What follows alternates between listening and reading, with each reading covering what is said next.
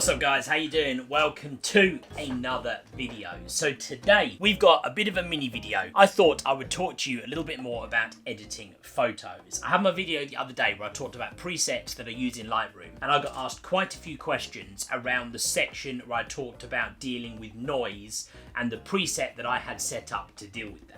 A few people wanted a little bit more detail around actually how I go about dealing with a noisy image. So I thought we would go back into Lightroom today and I would show you exactly how I do it. Gonna try and get a few of these like mini tutorial videos for you guys up on Tuesdays. If you like the idea with that, do me a favor, hit the like button because it helps me out loads and loads on my channel. Make sure you subscribe if you haven't already.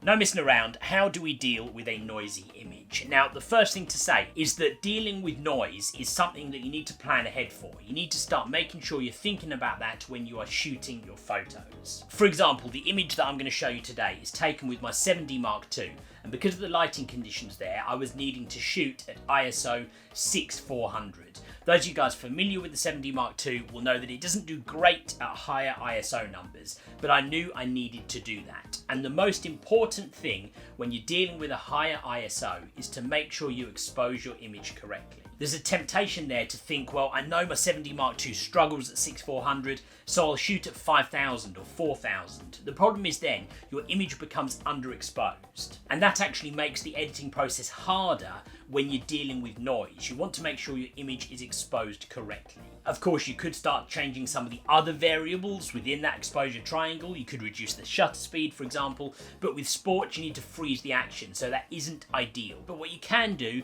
is think about, you know what shutter speed could I get away with?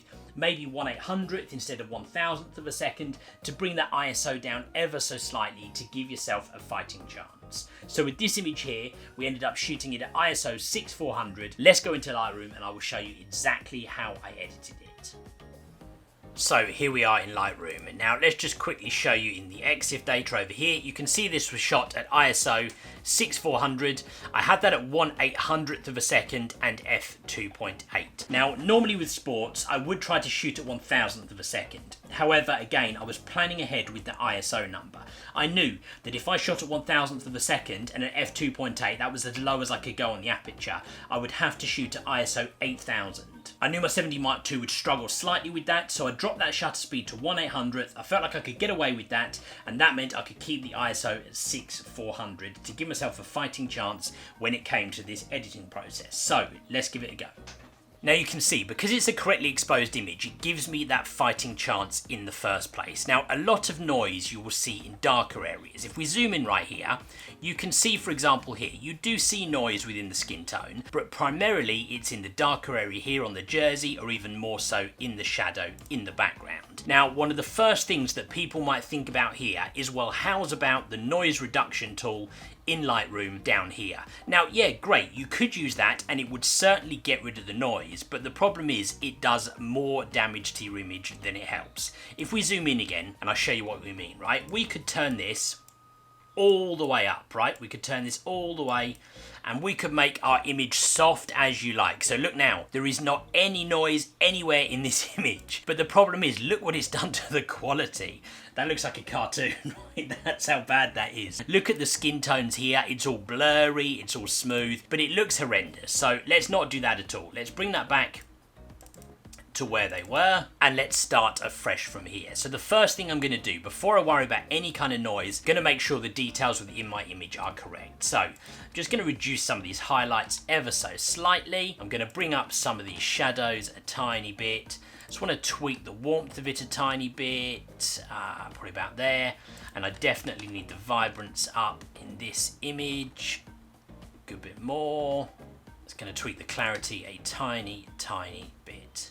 Now you see we've made a few changes over here. We've actually tweaked the exposure ever so slightly, highlights down quite a bit, shadows up a little bit, tiny bit of clarity and a fair old bit of vibrance. The reason we're doing all those things is because the best thing you can do to deal with noise is to get your photo looking correct in every other aspect of it. The better the photo looks, the less you are going to worry about noise. Now actually, before we do anything else with that photo, that looks pretty good. Your average person is going to look at that photo and say, hey, that looks good. Because your average person doesn't even know what noise is. A photographer might look at that and look at the detail and say, oh, but there's noise within the image. But that's not important, right? It's much, much more important that it's sharp. We didn't do that silly noise reduction that made it look all blurry, because that does make an image look bad. However, to tweak it ever so slightly further, just to deal with that noise a little bit, I will come down here to the noise reduction and I will tweak it and show you what we can do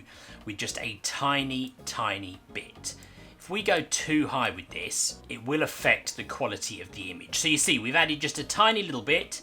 Just going to drop that detail ever so slightly. Now you can see that has already improved the situation here, and it hasn't affected the face. It hasn't made the image itself look bad, mainly because we've got those shadows, those highlights, and the colours correctly done. Now the other thing to be wary of when it comes to noise is sharpening. If you sharpen images too much, it will enhance the noise and almost sharpen the noise that you've got. If you see what I mean here, so if we go in closer again and look at this, see what happens if we sharpen this image. If we sharpen it like right up excessively, see what it's done to that noise? Across here, really bad, right? Now there is a tendency for people to feel like you have to sharpen images loads, and actually that's not the case at all. With this, I would actually sharpen it just a little bit.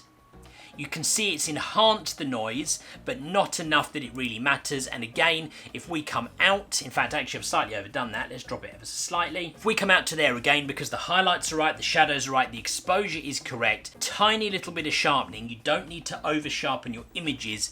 That looks okay, and the noise has been managed, and it does not affect the image. Let's just give that one quick final look. There we go. That is our photo. Pretty happy with that. I think that has come out okay. So, there are a lot of people using 7D Mark IIs who would tell you you could never shoot it at ISO 6400, but actually, you know what? We have, and we've recovered that image and it looks pretty good. Hopefully you can see from that managing noise is a lot easier than it seems. You don't need to do very much at all. There isn't some magic tool to noise reduction. You basically expose your image correctly, make sure your highlights, your shadows and your colours come out nicely, then don't worry too much about the noise. Now, we've done a little tiny bit, because I don't just want to say forget the noise, because sometimes it does affect the image and you need to tweak it slightly. But hopefully you'll see from this, it's tiny tweaks like that that make the difference without any excessive noise reduction techniques. I hope you found this video useful. I hope you enjoyed this mini tutorial. We're going to do quite a few more of these. If you'd like some more, comment below and let me know what kind of things you would like me to talk about, and we will do just that in future videos. Guys, thank you very much for watching, and I will see you on the next video.